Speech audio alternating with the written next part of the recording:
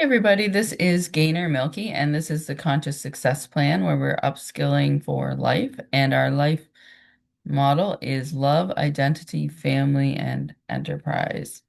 Today, I am talking from the love angle, and this is an important video because I think that it's very easy for people to be in abusive relationships and be unconscious to that. And the reason why I say that is because oftentimes when you're in an abusive relationship, um, and whether this is, a child adult or, a love relationship, or it could be a work relationship, I'm going to focus mostly on the love relationship today, is that abusers often create a false sense of security and trust that's called grooming. I'm sure that many people have heard that term, especially for child abuse and child predators. But there are also predators looking for victims in adult love relationships. And one of the surprising statistics is that about 1 in 5 people are predatory by nature. And that doesn't necessarily mean that they're, sexual predators who are going to, commit violent acts on the street, but they have that predatory nature within them where they're looking for people that they can control, coerce, and hold power over because for them, like that is their motive. They want to have control and power. And not unlike a actual like criminal who gets caught for these crimes. There's varying degrees of this. And so I think this is where there are when you're not conscious to what's happening, there's some dangerous lies that we tell in society that can actually perpetuate this and cause the victims to really lose their sense of power and a lot more their safety, some cases, finances. Um, and it can also put, if you've got children in a relationship, them in danger as well. So there's three buckets of lies that I think are important for us to understand and educate our children about so that when they are in relationships in their life that they don't fall into these traps that are held up by predatory people and also society. So one is that um, abuse can be solved with proper communication. And that is just not true because the abusive person in, say, a love relationship where there's covert abuse, and definitely if there's physical abuse, they feel entitled. So it's a belief system. It's not a communication issue. So going to therapy and trying to make those patterns stop is very futile, really, unless the abuser is going on their own and really is committed to dismantling their beliefs. Otherwise, I know from my own experience, it's a willful stupidity or willful, um, I guess, discharge of accountability. And you know, also we've all heard of narcissists, and perhaps you've heard of the acronym DARVO. So it's the abuser will deny their role, attack the victim, and then reverse victim and offender roles. And that happens a lot of times, even in therapy, because therapists are not always trained to recognize this abuse. So communication is one lie about how abuse can be stopped. Normalization of this abuse in love relationships is actually pretty rampant. So, it kind of goes along with the communication issue, but I know, my own experience when I've read either books or when I talked to a divorce attorney, it was like, oh, well, emotional, verbal abuse is normal. Well, it shouldn't be normal. And it can, and often does, slide into physical abuse. And I know that I found myself in that experience, and it was not a safe place for me.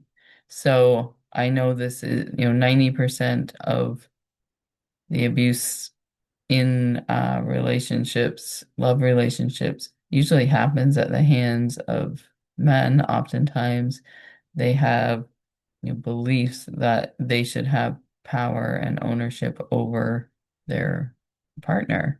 And this is perpetuated, oftentimes normalized in movies and sitcoms, and it's really serious because when an abuser chooses to abuse, it's usually behind closed doors. And this leads me into the third very dangerous lie about abuse that keeps victims stuck and keeps them unconscious to the fact that they need to have self-leadership and not abandon themselves in these situations, is that we should never talk about these things outside of our marriage, that it's a betrayal to the partner if we discuss anything negative that's going on within the relationship to an outside family member or friend. And I used to actually believe that, but now I know, given my own experience, it wasn't until I actually had a friend um, ask me about my situation when I was married that the fog was lifted, the fear, the obligation to the abuser, and the guilt of kind of saying something about it. Um, it wasn't until somebody outside of the relationship really asked me about it that I even realized just how like unconscious I was because it had been going on for so long. So I think that that is a really important point too, is that we should be comfortable and hold accountable our partners. Um, and I would definitely want my own child, if they were being abused in a relationship, to come to me and talk about it and not just say that the marriage vows absolve people of like not abusing each other. I mean, it doesn't say to love, honor, obey, and take abuse. So I think that's really, really important. And the I think one of the other points here too is that when we are told that we shouldn't talk about our relationships outside of the relationship, that's really silencing a victim. And we don't want to do that either.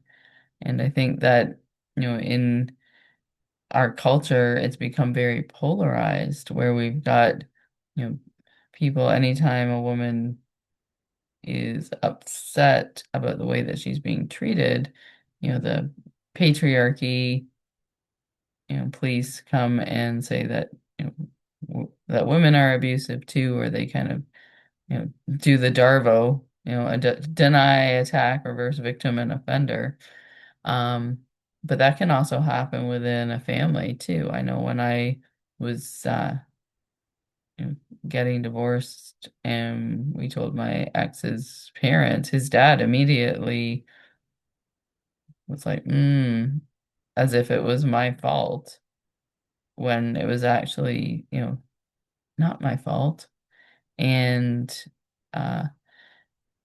whereas his mother actually said, well, we all need to decide when we've had enough. And, she understood what it was like.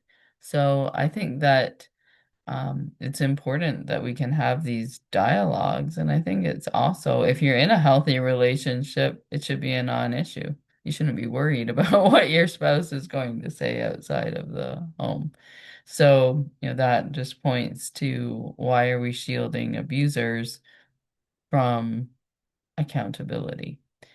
So those are some of the dangerous lies that I think keep victims of abuse unconscious and allow the proliferation throughout society that it's okay as long as it doesn't leave a bruise.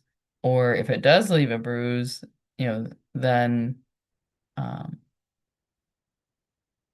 like that's the only time that you have a real problem. And that just is unacceptable. If you're ever hit in a relationship or feel unsafe, you must ask for help and contact the domestic violence abuse hotline and make sure that if you think that somebody is in a relationship that is abusive, that you reach out to them as well. I know it saved me, and it's also allowed me to be more forthcoming um, in other relationships as well.